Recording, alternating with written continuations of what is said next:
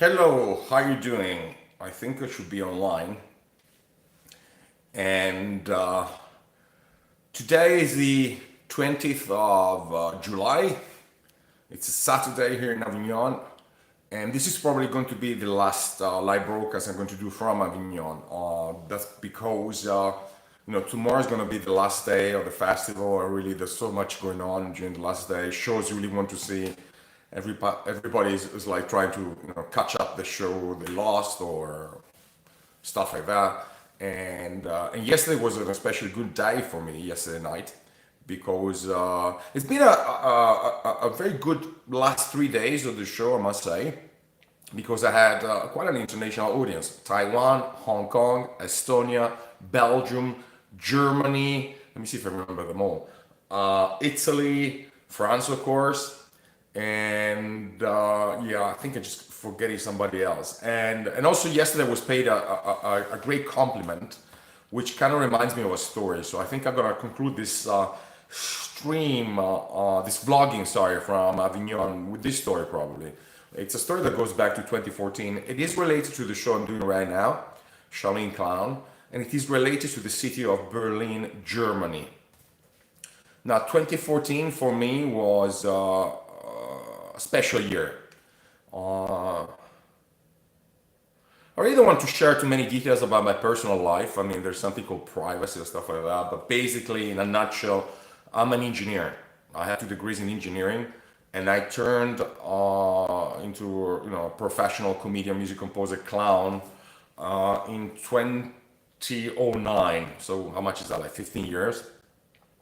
And 2014 was an important year. I was living in Berlin.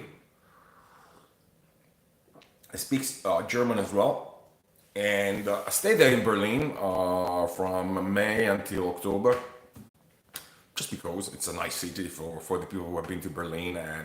But my German was really rusty at the time. So since then, I really studied German a lot. And in 2014, so what happened is I developed this kata, the kata that is doing the show right now, Shaolin Clown. Okay, so what happened in 2014? I read this book.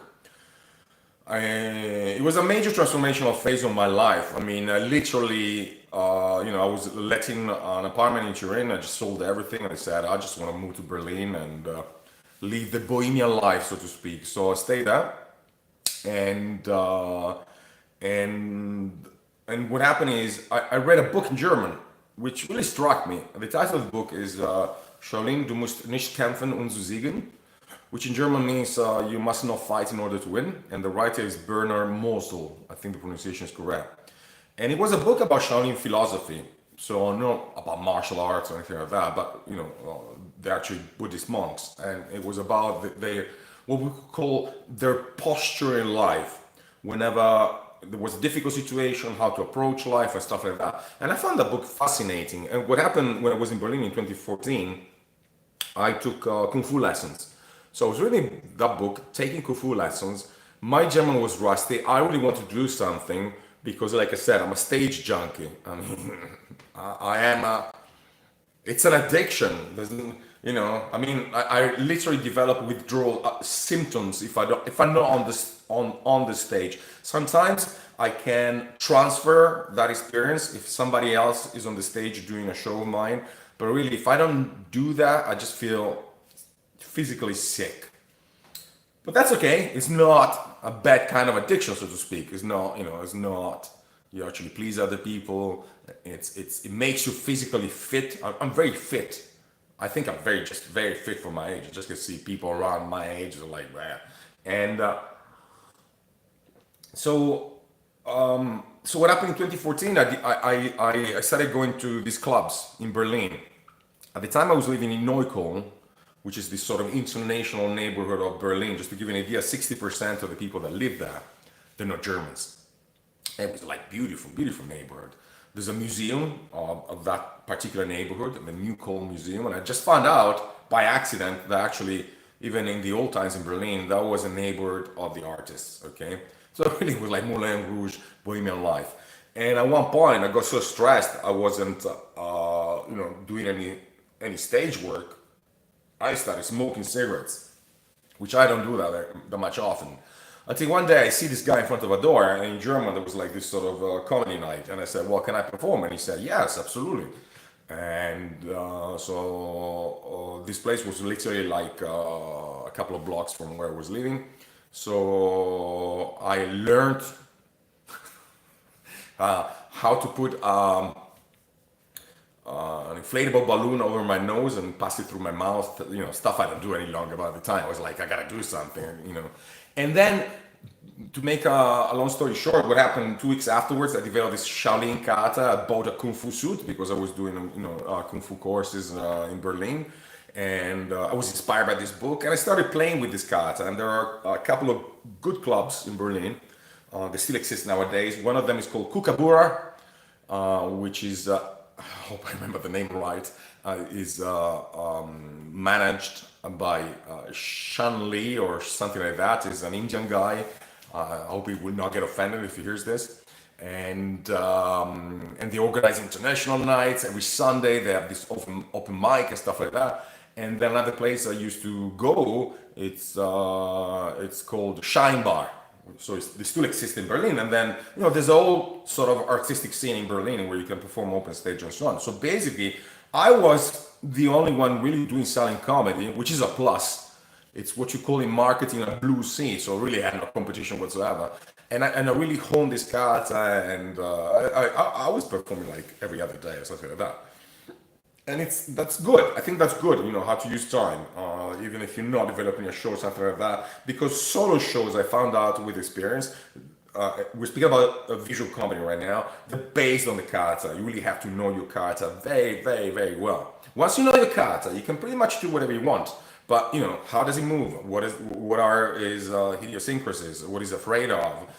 What are his tics? How does he walk? What kind of laugh does he got and stuff like that. So that helped me find the kata, and then what I did with this kata, I also, I returned to Italy. That was, end of October, beginning of November, 2014, and then through the years, sometimes I played with this kata, but it really stayed in the back of my mind. And then what happened in 2022 after COVID, I started touring massively outside of Europe, and I ended up in Vietnam. I ended up in Vietnam and South Korea with another silent comedy shows. I produced 2 silent comedy shows before, but we were on stage with other people. One is 2 people, the other is 3 actors on the stage. Sorry, and sorry, and I had to retrain basically. The actor I usually play with is a great guy. You may meet him one day. He's one of the best clowns in the world. But the problem is, he's got a fixed job and he's got 4 kids. So he just couldn't tour with me.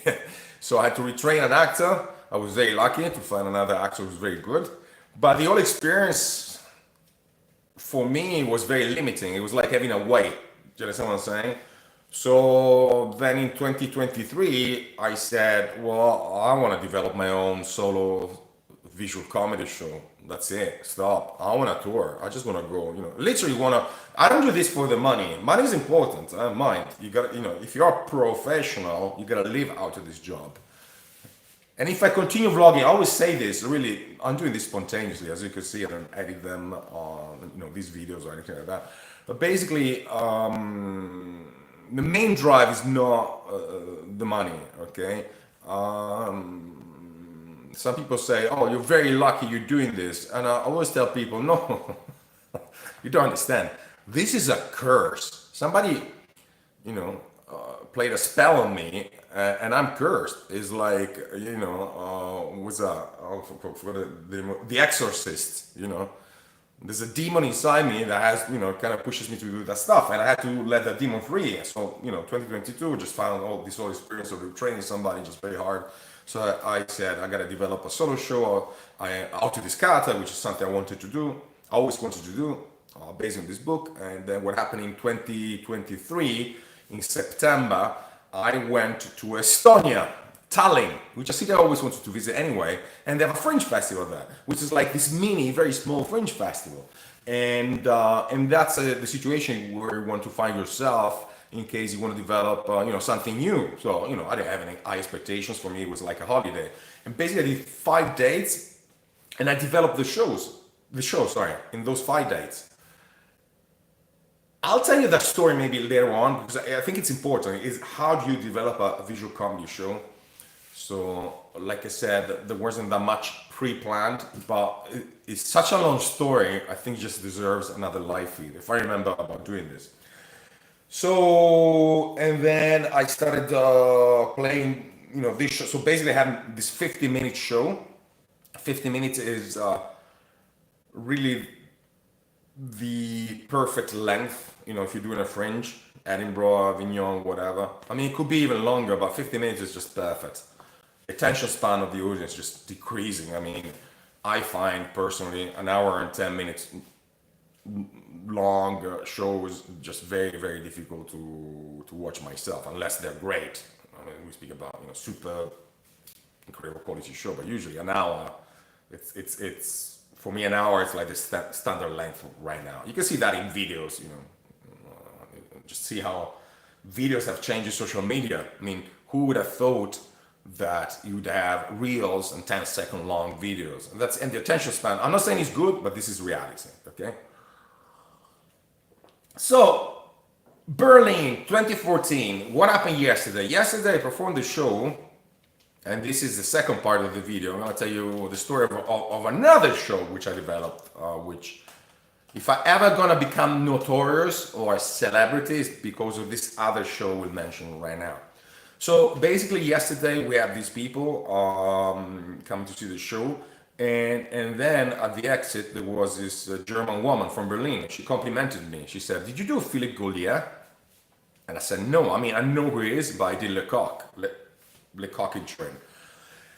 Le Coq, it's a theater, physical theater method." So I said, "No, but I know who Philippe Gaulier is." "Oh, all right." She's, so we just had a chat, and then she wrote me an email this morning. She said she complimented me for the show, for the kind of laughter I was able to incite into people, because it was very spontaneous. Really, that show is not the objective of the show. Shaolin Clown is not to have people laughing.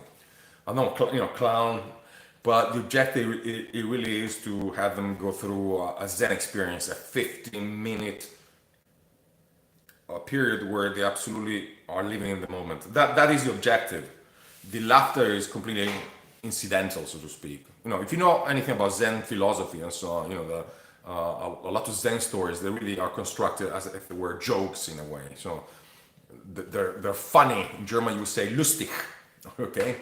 So she complimented me on the show, and then she mentioned the fact, Philippe Gaulier, she was an assistant of Philippe Gaulier. She told me, Philippe Gaulier told us a story about this crazy Italian guy he met in Berlin, and he had him playing Mussolini for 5 days. That would be me. And I said, yeah, that story is absolutely true.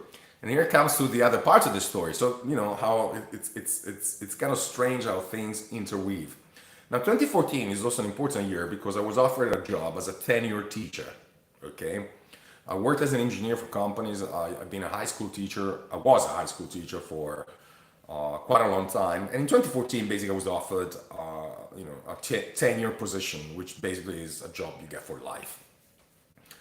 I think that was 31st of August, 2014, and I refused it. I was already doing this, like full time, and I just said, this is my life, no matter what. And then on the 5th of September, what I did this workshop with Philippe Gaulier. Now I knew about Philippe Gaulier, and now guys, if you are new to theater, you want to absorb this information, just absorb it, okay? But just to give you an idea, Philippe Gaulier was an ex-pupil of Le Coq. He founded another school, and I'll just give you the name of two of his pupils. One was Sacha Baron Cohen, Borat, and the other one, Emma Thompson. Do you know them? I hope you do. Anyway. So for a couple of years, I heard all these stories about Philippe Gaulier. And the thing is, all these stories were black and white. either very, very, very, very good reviews or bad, bad, bad, bad experiences. Because what he really does during those 5 days, I work with him for 5 days. I never attended his school, but it's just very, very hard with the students. He really, he really bashes your ego big time. Once again, maybe I'll talk about his teaching method later on, and so on and so forth. So I heard these stories black and white, and I'm just very curious. And what happened accidentally, he was coming to Berlin. So I said, well, I'm in Berlin, I want to do a workshop with this guy. And so I ended up doing a workshop. Now, in my life, I did 3 workshops after I finished theater school. I may do a 4th one in the future. I did one with Paolo Nani. I did one with Nabil Trenta, who is a famous puppet manipulator, puppeteer. And then I did one with Philippe Gaulier, and the 3 of them changed the direction of my life. Okay, and what he made me do in 2014, I remember, he speaks with a French accent like this. He looked at me and he told me, he's very old right now, the guy. So just like imagine, it's just like the hermit from Frankenstein. He said, you can do 2 things. You can either play Mr. Clean or you do Benito Mussolini for 5 days. So I said, oh wow, because I always wanted to play Benito Mussolini. I had this idea for a show already, so it was like the perfect match. So he had me playing Benito Mussolini for 5 days as a clown, and then I said, wow, this is great. I can do this. I'm really grateful for that. And so what I did during the workshop, I got in touch with the guys at the Prague Fringe, and I proposed the idea of the show. I did not have the show, I just proposed the idea. And I chose the shittiest venue ever at the Prague Fringe, which is like super microscopic, and I think it's seated a max of 15 people, so it's just very cheap, by the way. So I said, yeah, I just gotta do that. And I always want to do stuff in very difficult situations, I don't like it easy. You know why? Because easy does not develop creativity. Full stop. If I give you all the lighting set you want, you want, if I give you all the stage size that you want, if I give you everything, you will not be creative at all. The invention, as the Chinese say, I truly believe that it's a mother or necessity. So I really to find myself in a situation when just very, very difficult, and then what I do, I panic for an hour, because you do panic, and then I say, well, and then suddenly your brain, your unconscious brain, just kicks in and just develops ideas like crazy. So I did this workshop with Philippe Gaulier. I ended up doing this show, which had another title at the time, in Prague in 2015. I went to Brighton 2016. 2017, I went to Avignon with our shows. I've been playing the show already for 2 years. I won a prize as best solo performance on the stage with that show. And then we just went up. I changed the title. I just titled it Mussolini. It's easier. You understand? Titles are important.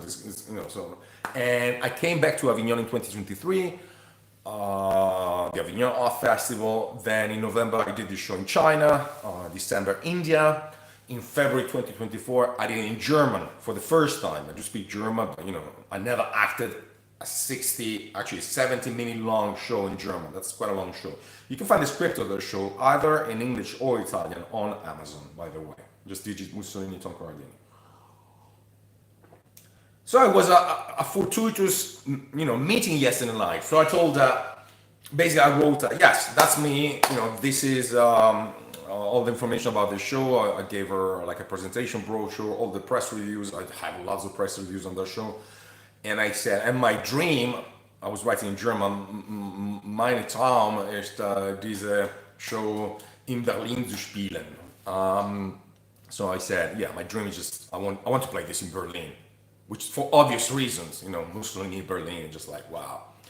And I like Berlin a lot, by the way. It really is a city which has got a really mysterious energy. I'm very shamanic in my attitude to life. But I believe that, there are vibrations. I think we're much more than what we see. There is the invisible out there. And Berlin has got a peculiar kind of energy. So I just really like it. And I like Berliners, I like Germany. I don't know. There's something. So when I speak German, although it's my my sixth language. I speak seven. I speak Greek as well. It doesn't feel like a foreign language to me at a spiritual level. So I don't know why. I have no reason. I mean, there's no reason in particular. Just like to me, whenever I speak German, it just feels natural. I don't know how to say it. Anyway, so that's the story. So basically, what happened yesterday night, I had all these stories about how this show was born, and this other show, Mussolini. And by the way, what happened a couple of years ago, I started playing Mussolini on my main YouTube channel in several languages. And I get lots of views on that one. It is massively shadow banned because the algorithm sees what I'm doing, but algorithms are not too intelligent, so it thinks it's real in a way. I shoot in black and white when I do that. But yesterday, so I had all of this, interweaving together. So overall, it was a great day. Nice memories coming up. So I want to leave you with these memories. How life is strange. Now, this word, this acting word, and when I say acting, it's not film. We're speaking about theater here. Forget about film celebrities, all that kind of stuff. Just put it aside. The stage is a complete different ball game. If you've seen the movie Birdman, there's a scene where there's this sort of theater reviewer who basically points out to the protagonist of the film, I forgot the name of the actor by the way, but it doesn't matter, that theater is completely different from film. It's just very, very difficult. It's easier for somebody who does theater to do film, but vice versa, for somebody who does film to do theater at a high level, I think is quasi impossible. There is the celebrity factor. One of the worst shows I see in my life, one of the worst shows I have seen in my life, and I've seen over 1,000 easily, was by a famous Italian TV celebrity. The audience does not realize that because nowadays, who knows about theater? But if you're a pro, bam, bam, bam, bam, you just, that's something you notice. So, of course, there is the celebrity pool for having the audience coming to the theater. It is that way. That's the way the word is made.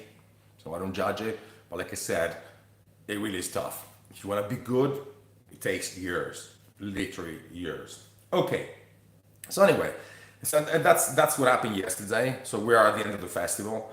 And another thing that happened, I had two guys. Oh, okay, now I remember. One guy from Spain and another one from Sri Lanka. They're here for a sort of conference on human rights and arts and so on. So they asked me whether I could perform the show at the conference tomorrow. Don't know if I'm going to do that, but finally, it's so great when you have an idea and then you execute this idea. I have this show that with which I can literally tour all over the world. Let's see what happens. You never know. Maybe I'm going to die tomorrow. I don't know. I tend to live, the present rather than worry too much about the future. And but if I continue vlogging, big surprises out there. Okay. So as I said, tomorrow the festival is going to be finished. Now, what happens is, if you're ever going to do this. Avignon, Edinburgh, and so on, you feel as some kind of weight was like taken off your shoulders. Your expectations may not match what happened. I would say that 9 out of 10, what does happen is something you just never imagined. For the bad or for the good, okay? Like life, you just don't know. Like meeting this woman, for example, just never expected that at all, okay? So, and the only thing you need to be careful about if you're doing, such a long run is never let your guard down. I use this boxing metaphor because it's not over until it's over. You just don't know who's gonna come to see your show. You may be a programmer, somebody interested in booking your show and stuff like that. So really, you gotta keep the guard up. It really is like boxing, because as soon as you let your guard down, that punch may come out of nowhere, and And when the train passes, you gotta catch it. So that's the story. Okay. So I'm gonna be very busy tomorrow. Emailing stuff like that, thanking people. I had pros come to see this show and another show. I'm here with another show, just reminding you, which is spoken though. It's in French and Italian. And so that's the story. How do I feel? I feel very strange. I wasn't supposed to be here this year. If I had to choose an objective, I think I feel open. Okay, so there is nothing pre-planned in this sort of big tour. The only objective was really to hone the show to perfection. At the same time, I'm grateful I'm doing this vlog, learning lots of stuff. Online is becoming a part of my life as well, especially with the main channel, not this one. It's what you have to do really. So call it promotion, marketing, exploring new ideas or whatever. It is what it is. And I will return to Italy in a couple of days. I have to do another show on the 25th. May vlog that one as well, not sure. And then on the 31st of July, I'm supposed to fly to Edinburgh. In between, unfortunately, I had a personal problem, quite a large one. I can't share with you. It's the kind of problem that would make you even reconsider going to Edinburgh, stuff like that. But I think you gotta deal with that. That's part of life. And I may shoot maybe another video on the difference between being a pro in this job and a semi-professional or amateur. Amateur is somebody who doesn't do it for the money, just for the sheer pleasure of it. A semi-professional for me is somebody who doesn't do this full time. A pro is somebody who does it full time, so his goal is working life, but he's invested in this. And the attitude, the posture to what you're doing is completely different if you're an amateur or you're a semi-professional or you're a pro. But that's another topic. Now, I really don't know how many people are watching these videos. Can be nobody. It's all right. I mean, it's a kind of what I like about YouTube. Maybe somebody's gonna go back to these videos and watch them. Sorry, I'm matching my words here. Somebody's going to go back to these videos and watch them 2 years from now, 3 years from now, 4 years. I don't know. But if you do like them, if they inspire you, leave a comment. You can ask questions, give me ideas for further topics to be covered, and that's about it. All right. Very hot here in Avignon. I mean, I was supposed to shoot this in the balcony, but it's just like unbearably hot. I'm sweating inside the apartment right now, and I got a very light t-shirt on me, and the show must go on. So I'll be on my bike right now, challenging the heat wave. Take care, enjoy life.